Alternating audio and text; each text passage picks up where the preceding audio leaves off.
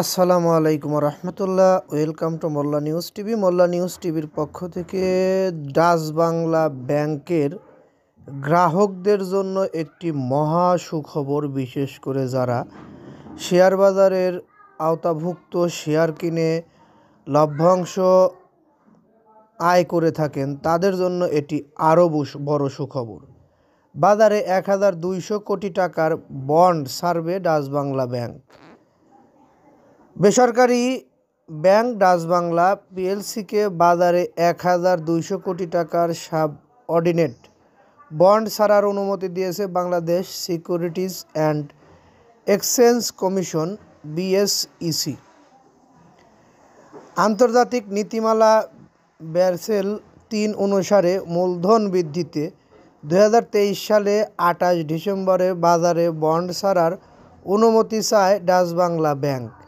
সেই পরিপ্রেক্ষিতেই ডাচ বাংলাকে বাজারে বন্ড ছাড়ার অনুমতি দিয়েছে পুঁজিবাজার নিয়ন্ত্রক সংস্থা বিএসইসি। ঢাকা স্টক এক্সচেঞ্জের ডিএইচ তথ্য অনুযায়ী আনসিকিউরড, নন কনভার্টেবল ও রিডিমেটেবল ক্যাটাগরির মোট 1200 বন্ড বাজারে ছাড়বে ব্যাংকটি। প্রতিটি বন্ডের দাম নির্ধারণ করা হয়েছে 1 কোটি টাকা।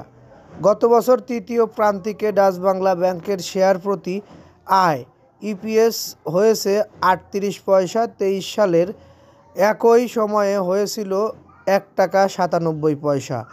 আর 24 সালের 3 প্রান্তিক মিলিয়ে ব্যাংকটির শেয়ার প্রতি আয় হয়েছে 2 টাকা 70 পয়সা। 23 সালে একই সময়ে শেয়ার প্রতি 4 টাকা 71 পয়সা আয় হয়েছিল ডাচ বাংলা ব্যাংকের।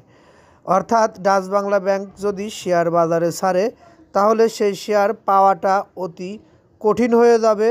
কারণ বাংলাদেশে যতগুলো ব্যাংক রয়েছে তার মধ্যে এখন সবচেয়ে ভালো পজিশনে যে ব্যাংকগুলো রয়েছে তার মধ্যে ডাচ বাংলা একটা। আর ডাচ বাংলা ব্যাংকের শেয়ার কেনার জন্য অনেকেই দাঁড়িয়ে আছে। যারা ডাচ বাংলা ব্যাংকের শেয়ার কিনতে ইচ্ছুক তারা কিনতে পারেন নিজ দায়িত্বে। আমরা নিউজ ক্রিয়েটর একটি নিউজ পেয়েছি, সেটি আপনাদের মাঝে পৌঁছে দেওয়ার চেষ্টা করলাম।